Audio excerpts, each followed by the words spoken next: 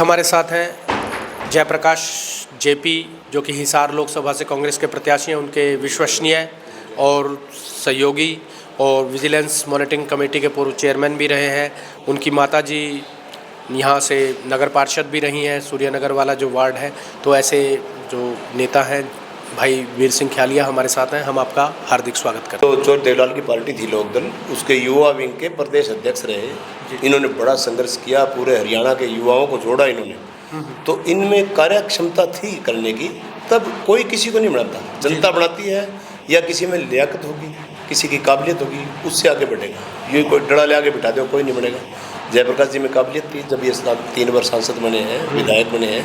एक बार गलती से कोई बन जाता है, बार बार नहीं बनता। और चौधरी देवीलाल को जयप्रकाश जी को टिकट देने लायक या जयप्रकाश जी को बनाने लायक, जयप्रकाश जी जैसे अनेकों लोगों ने, खासकर जयप्रकाश जी युवा के प्रधान थे, तो इन्होंने इस लायक इस पद तक पहुँचाया चौधरी देवीलाल जी को, तभी तो उन्होंने इनको बनाया ना। जी जी। तो मतलब आप ये कह रहे हैं कि भाई उन्होंने काफ़ी संघर्ष किया है और अपना मुकाम खुद हासिल किया कि भाई माँ भी जब ही दूध पिलाती है जब बच्चा रोता है। बिल्कुल सच्ची बात है, बहुत संघर्ष किया जयप्रकाश जी ने।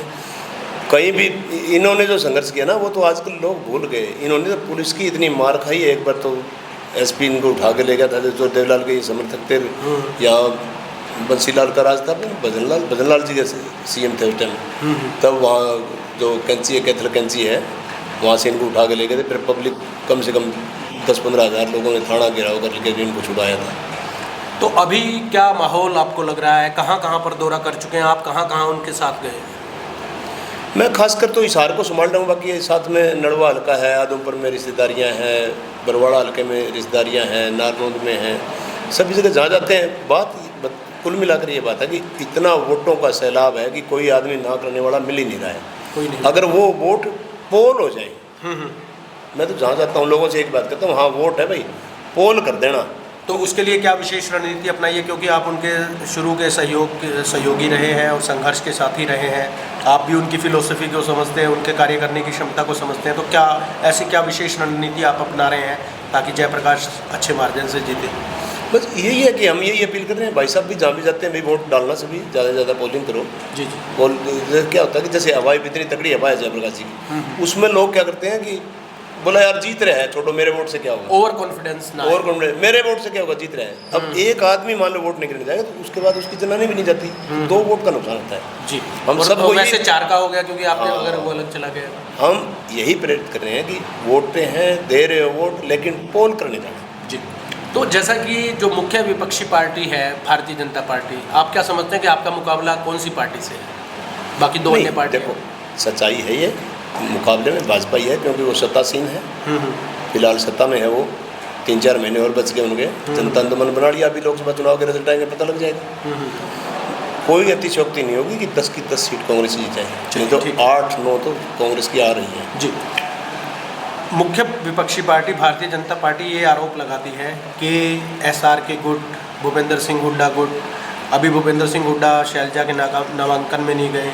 बीजेपी ये कहती है कि बहुत भयंकर गुटबाजी है और इस गुटबाजी का विपरीत प्रभाव पड़ेगा सभी उम्मीदवारों पे। आपकी क्या प्रतिक्रिया है? देखो कांग्रेस एक बहुत बड़ा परिवार है, शुरू से ये बातें हम बचपन से सुनते आ रहे हैं, गुटबाजी है। जैसे पहले भजनलाल जी होते थे, जब यूँ कहते थे भजनलाल गुट है, सुरजेवाला गुट है, वीरेंद्र गुट है। उसके बाद हुड्डा साहब आए, बोले ये वीरेंद्र गुट है, ये शैलजा गुट है। ये कोई गुट नहीं है, जिसको टिकट मिल गई उनके लिए सभी लोग अपील कर रहे हैं। आगे विधानसभा चुनाव है, सबको विधानसभा भी पहुँचना है उनको। बिल्कुल। और कोई जरूरी नहीं है सब सारे लोकसभा में पहुँचेंगे। जो रह गए साथी जिनको टिकट नहीं मिला उनको विधानसभा टिकट मिल जाएगा। वो प्रदेश की सेवा करो। अनेकता में एकता है। बिल्कुल, सभी एक हैं, सभी मदद कर रहे हैं, कोई किसी का विरोध नहीं कर रहा है। ये बातें जब टिकट ना मिले ना, तब तक तो सभी जोर मारते हैं अपना अपना, उसके बाद सब एक है, कोई दिक्कत नहीं। मतलब टारगेट एक ही है कांग्रेस को जीतना। जैसे कुश्ती मैदान में कुश्ती लड़ते हैं 2 खिलाड़ी, तो एक जीत जाता है तो भी हारने वाला भी उससे जब भी मिलता है, हाथ मिलाता है। एक और जो बात निकल कर सामने आ रही है कि जो जयप्रकाश हैं कांग्रेस के कैंडिडेट, ग्रामीण क्षेत्रों में बढ़त बनाते हुए दिख रहे हैं, लेकिन भारतीय जनता पार्टी ये कह रही है कि शहरों में हम उस बढ़त को बिल्कुल ख़त्म कर देंगे। वो शहरों में हम ज़्यादा स्ट्रॉन्ग हैं अगर वो गांव में, और हम गांव में कुछ वोट तो हम भी लेंगे। तो इस पर आपकी क्या प्रतिक्रिया? क्या शहरों में क्या विशेष रणनीति अपना रहे हैं, या शहर में किस प्रकार से आप इलेक्शन फाइट करने जा रहे हैं? देखो, वो प्रचार कर रहे हैं, वो हारी हुई लड़ाई लड़ रहे हैं कि हमारी बेइज्जती ना हो और हमें सम्मानजनक हार मिले, इसलिए वो ऐसा प्रचार कर रहे हैं कि शहरों में हमारे ज़्यादा वोट है। शहरों में आप खुद देखो, आप सीनियर पत्रकार हो, आप खुद जाए लोगों से पता करो, सब नाम ये ले रहे हैं जेपी और कांग्रेस। क्या लगता है आपको कि क्या मार्जिन रहेगा आपके हिसाब से? 2 लाख के लगभग रहेगा। 2 लाख? 2 लाख प्लस जेपी जीतेंगे। 2 लाख प्लस? हाँ। तो मतलब 2004 में जो हवा थी ना, उससे बढ़कर हवा है। क्या कारण समझते हैं? 2 कारण है, एक तो जेपी का नाम, एक कांग्रेस का नाम, एक हुड्डा साहब के नाम, तीनों चीज़ चल रही हैं। दूसरा ये है, लोगों ने ये देख लिया, आज तक सांसद और भी बने हैं, जयप्रकाश जी के बाद भी बने हैं, उनसे पहले भी बनते रहे हैं। 5 वर्ष बाद आगे शकल दिखाते हुए मैं आ गया। मैं तो सेंटर के लिए तुमने बनाया था, अब 5 साल बाद एसी में बैठ के आ गया मैं मौज करके। जयप्रकाश जी एक ऐसा सांसद रहा है जिसने लोगों को ये रास्ता दिखाया है कि सांसद भी लोगों के बीच में रह के प्रदेश लेवल के काम भी कर सकता है। जी। तो जैसा कि हम आपकी व्यक्तिगत बात करें, अभी जब आप कांग्रेस में रहे हैं, काफ़ी टाइम से कांग्रेस में हैं आप, तो आप जिंदल हाउस के साथ ज़्यादा आपकी नज़दीकियाँ भी थी और जिंदल हाउस के विश्वसनीय नेताओं में आपका नाम लिया जाता था। अब जब सावित्री जिंदल बीजेपी में चली गई हैं और आप कांग्रेस में ही रह गए, तो इसका क्या कारण समझें? नहीं, मैं कांग्रेस पार्टी की नीतियों के साथ था, कांग्रेस पार्टी की नीतियों के साथ आज हूँ। जिंदल परिवार के साथ पारिवारिक रिलेशन वो अलग चीज़ है। राजनीतिक तौर पर देखो, उन्होंने अपनी राह चुन ली, मैं अपने कांग्रेस में हूँ। आप कांग्रेस में? और सारा देश और दुनिया जानती है कि उनकी क्या मजबूरी रही होगी, ये कहने की ज़रूरत नहीं है। बहुत बड़ा परिवार है वो, उनके लिए मैं कह दूँ इतनी बड़ी मेरी औकात नहीं है। जी जी। लेकिन दुनिया जानती है, दुनिया शीशा है, वो अपने आप देख लेती है कि क्या है, क्या हुआ और क्यों हुआ है। जैसा कि आप जिंदल परिवार के नज़दीक रहे, आपने कुरुक्षेत्र का चुनाव भी देख रहे होंगे, क्या फीडबैक मिल रहा है कुरुक्षेत्र चुनाव की? क्या के बारे में क्या प्रतिक्रिया है आपकी कुरुक्षेत्र लोकसभा की? कुरुक्षेत्र में नहीं गया, नवीन जी खड़े हुए हैं, उसके बाद उनका चुनाव उठ गया नवीन जी का। बाकी पहले सुशील गुप्ता जी बहुत आगे थे, नवीन को इन्होंने इसलिए दिया, इनके पास कैंडिडेट नहीं थे। भाजपा के पास तो सारे 6 कैंडिडेट तो कांग्रेस से ले खड़े कर रखे अभी भी।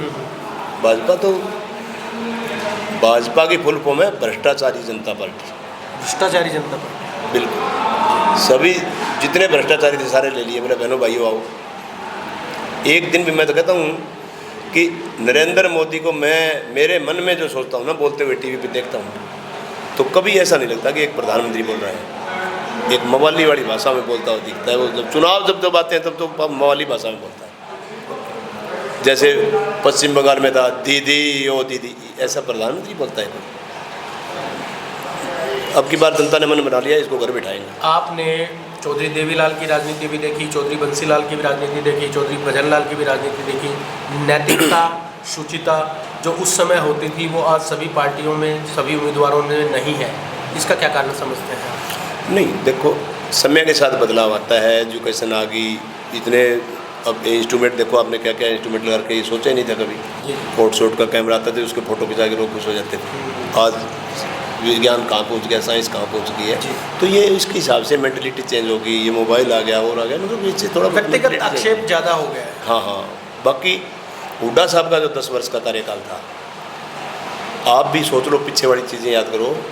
मैं कह रहा हूँ भारतवर्ष का पहला मुख्यमंत्री था जिसके राज के अंदर एक हरियाणा प्रदेश का मजदूर, किसान, इंडस्ट्री, आपका कोई एम्प्लॉइज हो छोटा बड़ा, एक किसी भी चाहे कोई जाति धर्म का आदमी हो, हरियाणा प्रदेश में रहने वाला एक भी आदमी ये कह दो कि मुझे उस दिन सेधना रही, इस किसी भी चीज़ का बह रहा, किसी आदमी को कोई सेधना नहीं रही, कोई नाजायज़ काम नहीं कराया, कोई झूठे केस नहीं कराए। नोटों की मालाएं उसने बंद की हुड्डा साहब ने। जो गाड़ियाँ पकड़ते थे 3-3 दिन पहले पार्क पर लेते थे शहरों की गाड़ियाँ, लोग लोन पे गाड़ियाँ लेते थे किराया चलाने के लिए, बेचारे उनकी गाड़ियाँ 3-3 दिन रैलियों के लिए, बोले रैली में जाना भी धक्के से पुलिस पकड़ती थी। ये सारी चीज़ें हुड्डा साहब ने बंद की। एक तरफ भारतीय जनता पार्टी कह रही है कि मनोहर लाल खट्टर सबसे ईमानदार मुख्यमंत्री रहे हैं, क्या कहें? सबको पता ही है, 2000 के नोट मार्केट से गायब हो गए, वो सारे रिश्वत में इकट्ठे हुए हैं, भाजपा वाले लेके। आज किसी भी बैंक में जाके 10 लाख रुपए निकलवा के दिखाओ, जाते कहेंगे पैसे नहीं है, रुको। मेरी एक मैनेजर है, मेरे मित्र मिलने वाले, उनसे बात हुई थोड़े दिन पहले, कोई शादी ब्याह के लिए नए नोट के लिए मैंने फ़ोन कर दिया। मैं कहा कोई मेरा मिलने वाला है, उनको नए नोट चाहिए। बोला नए छोड़ो जी, पुराने लेके दिखा दो। अच्छा जी। RBI ने, स्टेट बैंक पूरी दुनिया सबसे बड़ा बैंक है, RBI ने स्टेट बैंक को एक क्लियर कट कह दिया है, जो मैनेजर ने मुझे बताया, कि कोई कैश नहीं मिलेगा, पैसा नहीं है।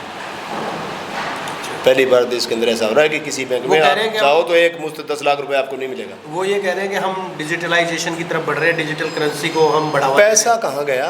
पैसा कहाँ है? बैंकों में भी नहीं है, आरबीआई के पास भी नहीं है। वो पैसा कहाँ गया? वो पैसा बेड भर लिए 10 साल हो गए मोदी जी के राज को आए हुए। अच्छा। खुली लूट और छूट, लूट की छूट मची हुई है पूरी।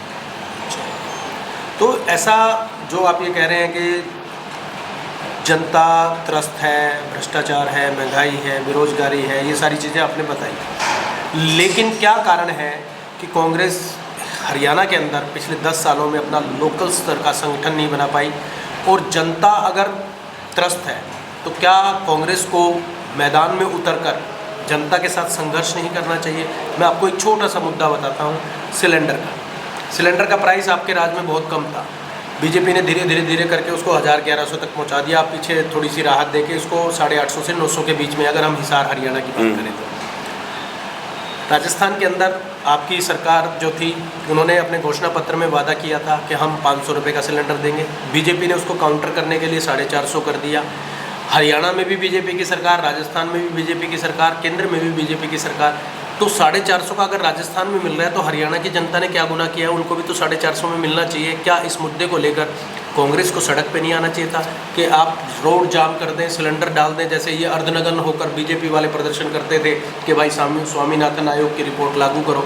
तो इस तरह का माहौल क्यों नहीं बना पा रही है कांग्रेस? में आपसे ये जानना चाहिए। इन्होंने हर महीने 50 रुपये सिलेंडर बढ़ाया था गैस का जी, और जो कि एक साल में 5 रुपये भी कभी बढ़ जाते थे। तो ये आप वाली बात है, अर्धनग्न प्रदर्शन करते थे ये लोग। हाँ जी। देखो, झूठ साथ राजनीति में देखो कई बार क्या होता है, कोई वादा कर लिया और वो हो सकता है कि उसके वो पूरा ना कर पाए, बिल्कुल, पैसे की कमी से या और सिस्टम से। लेकिन एक चीज़ देखो कि 100% झूठ बोलने वाला पहली बार प्रधानमंत्री बना है। काले धन का कभी जिक्र किया उसने बनने के बाद में, नाम नहीं लिया। एक दिन रामदेव बाबा ने जब विधानसभा चुनाव हो रहे थे बिहार के अंदर, जब नरेंद्र मोदी प्रधानमंत्री बन गए थे, रामदेव बाबा ने वहाँ बोल दिया, उसी टाइम जब आगे बैठा तो आइंदा बोला जिक्र ना करती हो काले धन का। उस दिन के बाद आज का दिन है, किसी भाजपा नेता ने या खुद मोदी ने काले धन का नाम लिया हो? हर साल 100 स्मार्ट सिटी बनाएंगे, पूरे देश में एक स्मार्ट सिटी बताओ। नहीं तो 10 साल में तो 1000 होने चाहिए थे, एक बता दो, उसका नाम लिया हो तो बताओ। चुनाव से पहले 2014 के अंदर नरेंद्र मोदी आधार कार्ड पर इतना लंबा भाषण दिया, 15-16 मिनट बोले कि आधार कार्ड से देश गुलाम होगा। आधार कार्ड ले आई कांग्रेस, आधार कार्ड से घुसपैठिए आएंगे, पाकिस्तान बन जाएगा भारत। शपथ लेते ही अगले दिन ही बोला आधार कार्ड पैन कार्ड से भी लिंक करो, और नहीं होगा तो कोई खाता भी नहीं खुला बैंक में। ये बात झूठ है सच है? आप लोग बताओ क्या कारण है कि आप ये कह रहे हैं कि वो हर बात ही झूठ बोल रहे हैं, लेकिन फिर भी जनता विश्वास कर रही है? जनता नहीं, कुछ तो मशीनों में इन्होंने कोई 5-7-8% की जो गड़बड़ कर रखी है, 100% सच्चाई बात है। मशीनों में इन्होंने सेटिंग कर रखी है। आपकी सरकार आ गई, वहाँ सरकार ऐसे आती है कि वो जैसे इनकी 8-7-6% जो भी सिस्टम बना रखे हैं इन्होंने ना, उससे और अधिक अगर एंटी इनकम्बेंसी हो जाती है ना, वहाँ ये हार जाते हैं और 5-7-8% तक ये मुकाबला करते हैं। लेकिन एक चीज़ थी कि अगर 400 उम्मीदवार किसी लोकसभा में हो जाते हैं तो ईवीएम से चुनाव नहीं होगा, ठीक है, क्योंकि वो ईवीएम एक्सेप्ट नहीं कर पाती है इतनी बड़ी लंबी लिस्ट। तो क्या कांग्रेस के पास हर लोकसभा में इस तरह के उम्मीदवार नहीं थे कि, या अन्य विपक्षी पार्टियां कि वो 400 लोग खड़े कर देते तो वो ईवीएम का झंझट ही खत्म हो जाता? वो झंझट देखो उसमें क्या होता, ये लोग चाहते हैं, इन्होंने ये नियम इसलिए बनाया कि 400 वाला 300 वाला जो है ना, इन्होंने ये चाहते हैं चुनाव और लंबे समय तक ना हो।